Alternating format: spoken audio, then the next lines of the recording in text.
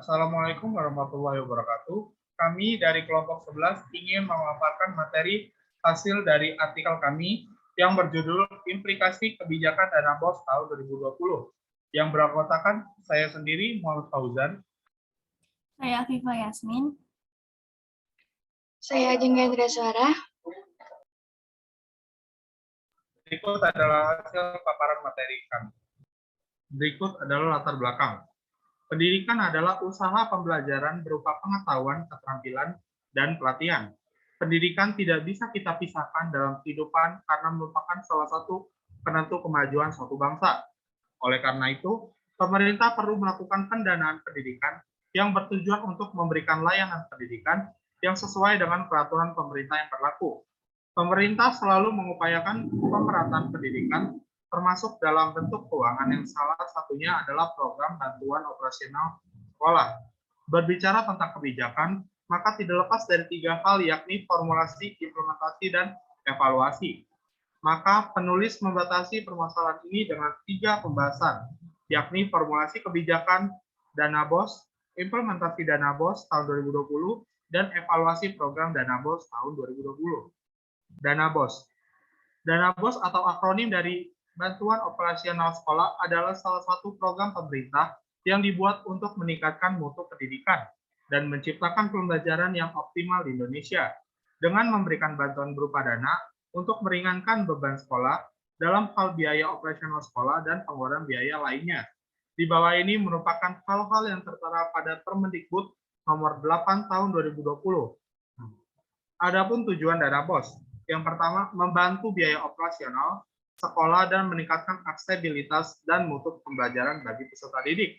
Prinsip penggunaan dana BOS reguler yang pertama adalah fleksibilitas, yaitu penggunaan dana BOS reguler dikelola sesuai dengan kebutuhan sekolah. Lalu selanjutnya ada efektivitas, yaitu penggunaan dana BOS reguler diupayakan dapat memberikan hasil, pengaruh, dan daya guna untuk mencapai tujuan pendidikan di sekolah. Lalu efisiensi, yaitu penggunaan dana BOS reguler diupayakan untuk meningkatkan kualitas belajar siswa dengan biaya seminimal mungkin dengan hasil yang optimal. Lalu ada akuntabilitas, yaitu penggunaan dana BOS reguler dapat dipertanggungjawabkan secara keseluruhan berdasarkan pertimbangan yang logis sesuai peraturan perundang-undangan. Lalu yang terakhir ada transparansi, yaitu penggunaan dana BOS reguler dikelola secara terbuka dan mengakomodir aspirasi pemangku kepentingan sesuai dengan kebutuhan sekolah. Lalu yang selanjutnya, terdapat persyaratan sekolah penerima dana BOS.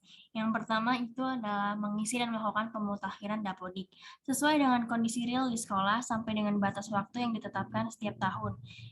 Yang kedua adalah memiliki nomor pokok sekolah nasional yang terdata pada dapodik.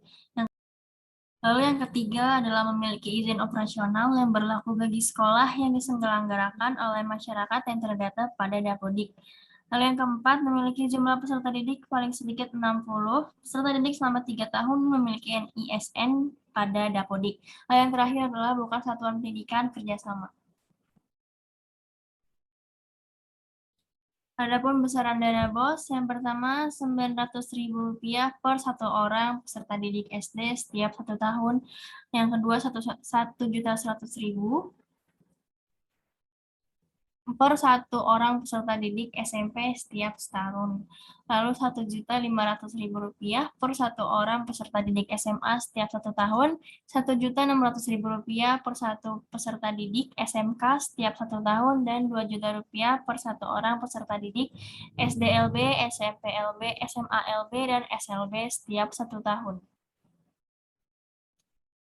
Adapun komponen penggunaan dana BOS, di antaranya ada penerimaan peserta didik baru, pengembangan perpustakaan, kegiatan pembelajaran dan ekstrakurikuler, kegiatan asesmen atau evaluasi pembelajaran, administrasi sekolah. Lalu selanjutnya adalah pengertian implementasi. Implementasi yaitu memahami yang senyatanya apa yang terjadi sesudah suatu program yang dinyatakan sudah berlaku atau dirumuskan yang merupakan fokus perhatian implementasi kebijaksanaan, yaitu berupa kejadian-kejadian dan kegiatan-kegiatan yang timbul sesudah disahkannya pedoman-pedoman kebijaksanaan negara yang mencakup baik usaha-usaha atau mengadministrasikannya maupun untuk menimbulkan akibat atau dampak nyata pada masyarakat atau kejadian-kejadian.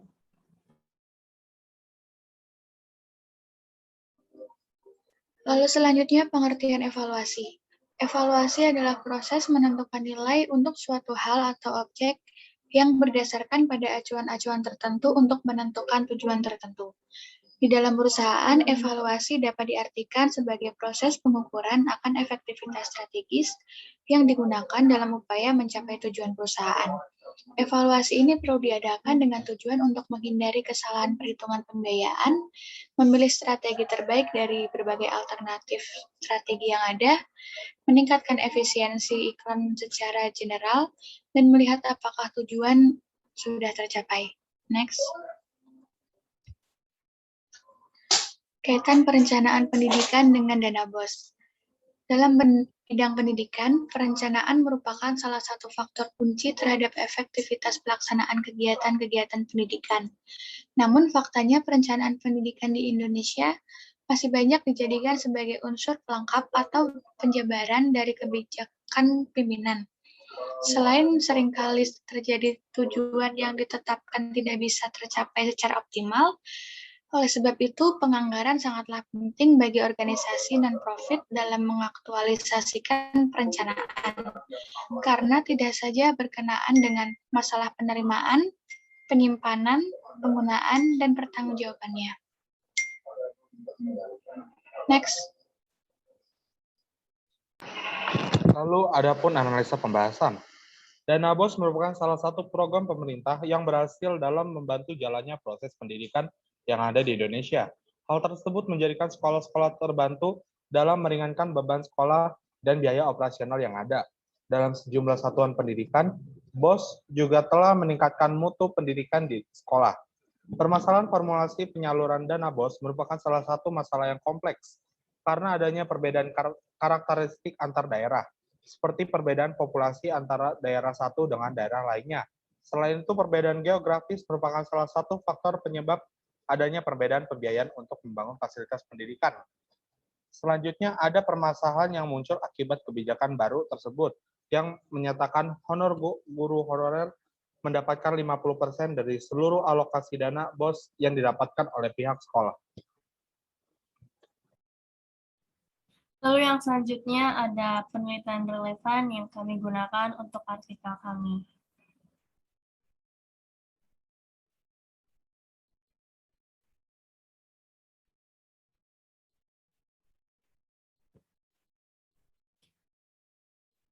Dalam artikel ini, penulis memaparkan implikasi program dana BOS dari beberapa sekolah. Pengelolaan dana BOS dikelompokkan menjadi 4 komponen, yaitu perencanaan, pelaksanaan, pengawasan, serta pelaporan. Pembelanjaan dana BOS sesuai dengan rencana yang telah disahkan dan kegiatan pelaporan sebagai bentuk pertanggungjawaban. Namun, masih terlihat beberapa kendala seperti waktu pencairan dana sering mengalami keterlambatan dana dan juga terdapat perubahan peraturan dalam pengelolaan dana BOS oleh Permendikbud yang mengakibatkan terhambatnya proses pelaporan dana. Masih adanya penarikan iuran di beberapa sekolah dan ada sekolah yang membutuhkan guru tambahan.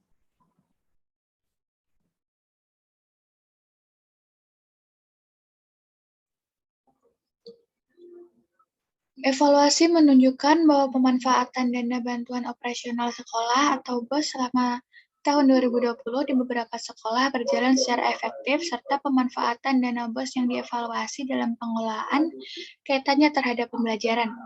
Hasil evaluasi pengelolaan bantuan dana operasional sekolah mengenai program BOS memberikan dampak pada setiap evaluasi dana BOS pada kriteria efektivitas dalam penyaluran dananya telah menunjukkan tepat sasaran dan sesuai dengan jumlah pengelolaan dana BOS. Pada mekanisme yang diterapkan dalam penyaluran dananya cepat diterima oleh pihak sekolah sehingga dapat segera dialokasikan untuk keperluan belanja kebutuhan sekolah. Ketepatan waktu ini yang membuat program sekolah yang dibiayai oleh dana BOS tidak mengalami keterlambatan dan berjalan lancar sesuai dengan rencana. Next. Selanjutnya ada kesimpulan. Dana BOS merupakan salah satu upaya pemerintah dalam meningkatkan aksesibilitas bagi peserta didik dalam menjadikan generasi yang unggul yang dapat bersaing di masa depan. Tentu program ini dapat dikatakan berhasil karena banyak sekolah-sekolah yang meningkat mutu pendidikannya. Berdasarkan pembahasan yang telah dijabarkan penulis, maka dapat ditarik kesimpulan bahwa prosedur pelaksanaan dana BOS yang telah diatur setiap tahunnya melalui petunjuk teknis menjadi pedoman. Pendeta Regina Saleh Soyadi Heru Ribawan 2020.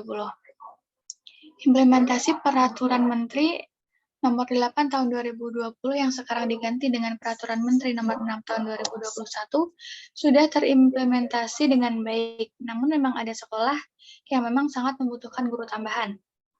Dan kendala lain seperti masih banyaknya penarikan iuran, seiring berjalannya waktu ke waktu, kebijakan dana BOS terus berevaluasi untuk meningkatkan keamanan serta memudahkan bagi sekolah-sekolah yang dibantu dalam kebijakan tersebut. Next. Selanjutnya ada saran. Pemerintah perlu untuk memperhatikan lagi detail-detail kecil agar tidak adanya lagi permasalahan-permasalahan yang timbul pada evaluasi di masa yang akan datang.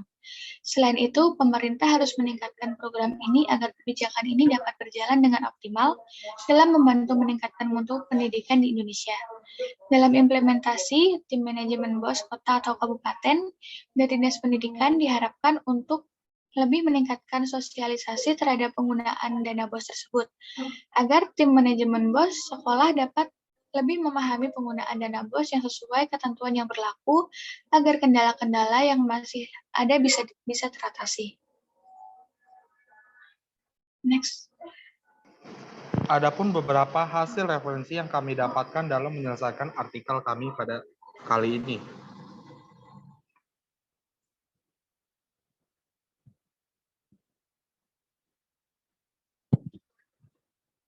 Berikut merupakan biodata penulis.